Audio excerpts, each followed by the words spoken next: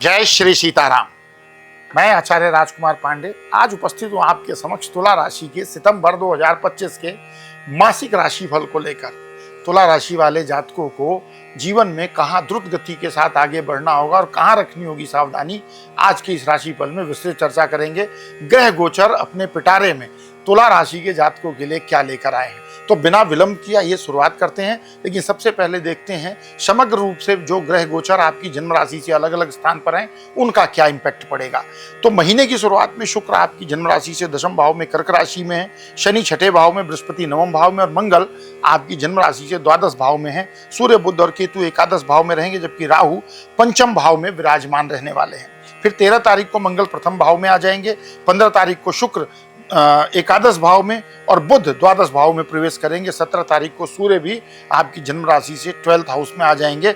अब हमें ये देखना है कि ये जो ग्रह जिन्होंने अपना अपना राशि परिवर्तन किया है या करेंगे इस महीने में, उनका प्रभाव आपके जीवन पर क्या पड़ेगा। सबसे पहले बात करेंगे करियर और व्यवसाय में कैसी स्थिति रहने वाली है। तो महीने की शुरुआत कार्य क्षेत्र में अच्छे माहौल के साथ होने वाली है। ये तुला राशि वालों के लिए खुशखबरी है। शुक्र दशम भाव में होने से लोग आपसे जुड़ना चाहेंगे, लेकिन इस मिलनसारिता में आप अपने काम पे से अपना फोकस नहीं हटाएं। शनि और बृहस्पति आपके संघर्ष को सार्थक बनाएंगे, मेहनत का फल अवश्य मिलेगा और आपको प्रमोशन या वरिष्ठों से एप्रिसिएशन यानी सराहना भी मिलने की स्थिति बनती है। 13 तारीख के बाद मंगल प्रथम भाव में आएंगे, जिससे कॉन्फिडेंस बूस्ट होगा। विदेशी संपर्कों से भी व्यापार में लाभ के योग बनेंगे। महीने के उत्तरार्ध में आप अपने काम पर ज्यादा फोकस कर पाएंगे, बशर्ते महीने की शुरुआत के। आर्थिक स्थिति की अगर बात करें तो आर्थिक स्थिति से ये महीना उतार चढ़ाव से भरा रहेगा। शुरुआती समय में थोड़े खर्चे बढ़ सकते हैं, विशेषकर अनचाहे खर्च, लेकिन आमदनी भी बनी रहेगी। राहु शेयर बाजार या ऑनलाइन स्रोतों से अचानक धन का लाभ करा सकते हैं। 13 तारीख के बाद खर्च कुछ कम होंगे। 15 तारीख से शुक्र के एकादश भाव में आने से आमदनी में बढ़ोतरी के अच्छे संकेत मिलते हैं। हाँ, 17 तारीख के बाद कुछ खर्च में वृद्धि हो सकती है, या विदेशों से संबंधित अगर आपका कुछ काम है तो वहां पर भी जाने की स्थिति बन सकती है, लेकिन ये खर्चे आपके लिए शुभ होंगे। अब बात करें हेल्थ को लेकर के जन्म कुंडली का संकेत क्या है, तो सेहत के लिए ये महीना मतलब औसत रहने वाला है। पेट से संबंधित समस्याएं परेशान कर सकती है, खान पान पर ध्यान दें। मंगल और शनि की दृष्टि से कोई हेल्थ रिलेटेड कंसर्न थोड़ा सा परेशान कर सकते हैं। अगर कोई ऐसी लक्षण दिखते हैं तो अवॉइड ना करें, तुरंत चिकित्सक से परामर्श लेना चाहिए। महीने के उत्तरार्ध में हेल्थ में भी इंप्रूव होगा। प्राणायाम, योग और सुबह की सैर अगर करते हैं तो डेफिनेटली इसका बेनिफिट मिलेगा। देखिए, जो उपाय ऐसे बताए थे ना, योग कीजिए, खान पान संतुलित रखिए, सुबह की सैर कीजिए, इसका ग्रहों पर भी एक इम्पैक्ट पड़ता है। अर्थात अगर कोई ग्रह विपरीत स्थिति में है और वो आपके स्वास्थ्य को लेकर के सतर्कता की संकेत करता है और आप ये सतर्कता अगर जीवन में आत्मसात करते हैं तो डेफिनेटली आप उस प्रतिकूल स्थिति को अपने लिए नियंत्रित कर सकते हैं। बात करें प्रेम और वैवाहिक जीवन की, तो प्रेम जीवन में शुरुआत में थोड़ी चुनौती रहेगी।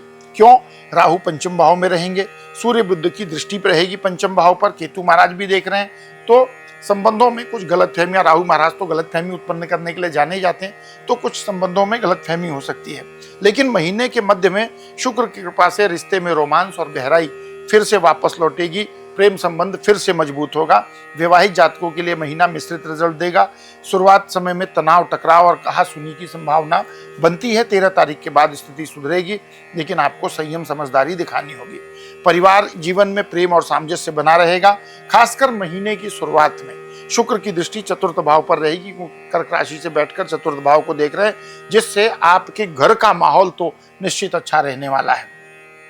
बृहस्पति की कृपा से संतान पक्ष से खुशखबरी प्राप्त हो सकती है आपको, क्योंकि बृहस्पति महाराज की नवम दृष्टि पंचम भाव पर पड़ रही है। 13 तारीख के बाद से थोड़ा सा गुस्से पर नियंत्रण रखें, नहीं तो पारिवारिक शांति जो बढ़िया चली आ रही है उसके भंग होने की स्थिति बन सकती है। माता पिता का स्वास्थ्य ठीक रहेगा, लेकिन अगर उनकी कोई रूटीन जांच करवाते हैं और जो ड्यू है तो उसको जरूर करवा लीजिए, ताकि समय रहते अगर कोई ऐसी आवश्यकता पड़ती भी है तो उस पर एक अच्छा निर्णय लिया जा सके। तो ये तो था तुला राशि के लिए जीवन के विभिन्न क्षेत्रों पर पड़ने वाले प्रभाव की चर्चा।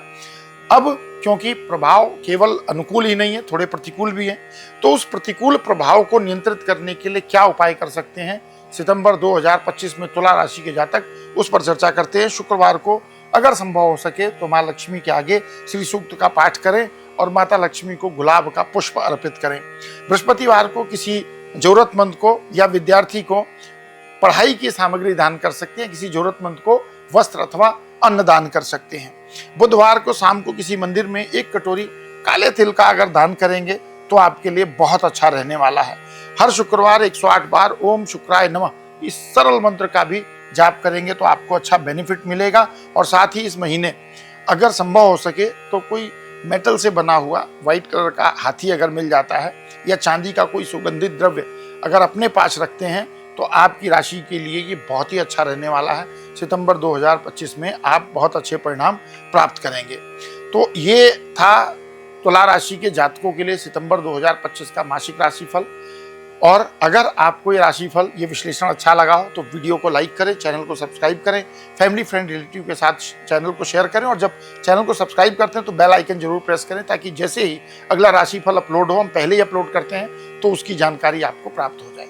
मिलेंगे अगले राशिफल में, तब तक के लिए विदा। प्रेम से कहिए जय श्री सीताराम।